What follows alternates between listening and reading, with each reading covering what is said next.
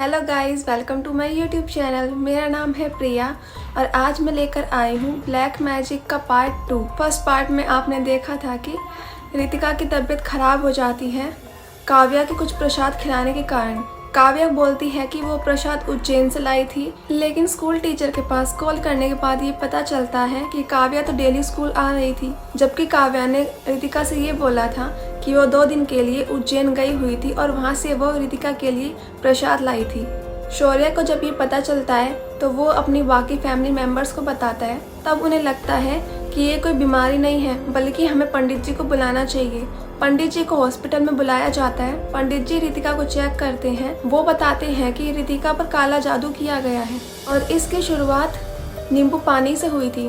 फिर शौर्य को याद आता है कि एक बार रितिका की स्कूल में तबीयत खराब हो गई थी और काव्या नींबू पानी लेकर आई थी। शायद उसने ही नींबू पानी में कुछ मिलाया होगा।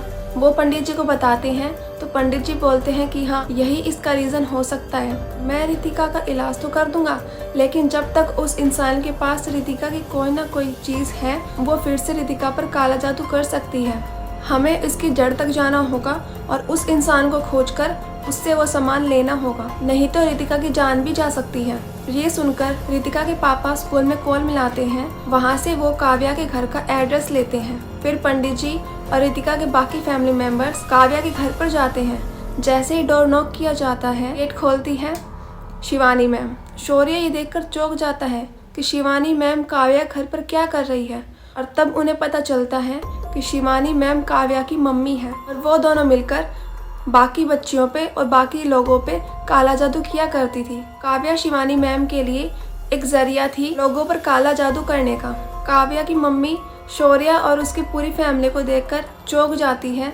उनको भी पता चल चुका था कि उनका सच रितिका की फैमिली मेंबर्स के सामने आ चुका है। काव्या उस टाइम पर घर पर नहीं थी। काव्या की मम्मी उन सबको रोकने की कोशिश करती है। उनको रोकते हुए सब फैमिली मेंबर्स अंदर जाते हैं। सभी रूम को चेक किया जाता है।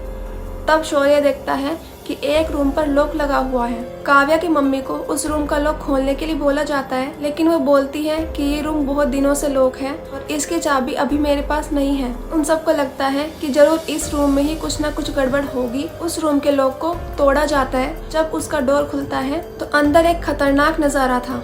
बिल्कुल अंधेरा कमरा, उसकी लाइट ऑन की जाती है। दिखता है कि ये घेरा बनाया हुआ है और उसके बीच में काव्या जैसी सेम टू सेम डॉल को बिठाया गया है।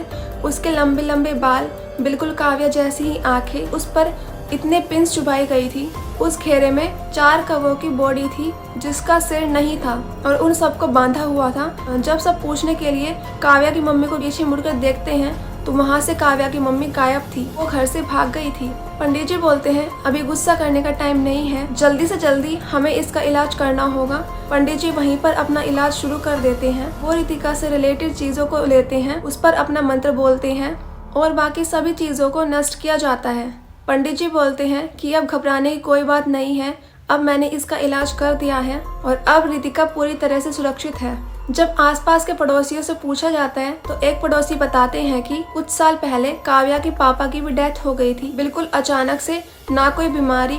उन सबको ये शक था कि काव्या की मम्मी ने ही उनके हस्बैंड पे काला जादू किया होगा। अपनी कुछ विद्या पाने के लिए काव्या की मम्मी चुड़ैल बनना चाहती थी, जिस कारण वो लोगों की जान लेती थी और जैसा वो दिखना चाहती थी उन लोगों को मार देती थी। जैसे कि रितिका के बाल लंबे थे तो उन्हें लंबे लंबे बाल चाहिए थे, जिस कारण वो रितिका की जान लेना चाहती थी। लेकिन एंड मोमेंट पे उसका सब सच बाहर आ जाता है, जिससे रितिका की जान बच जाती है। और इस टाइम पर उस घर में ना काव्या है ना काव्या की मम्मी है।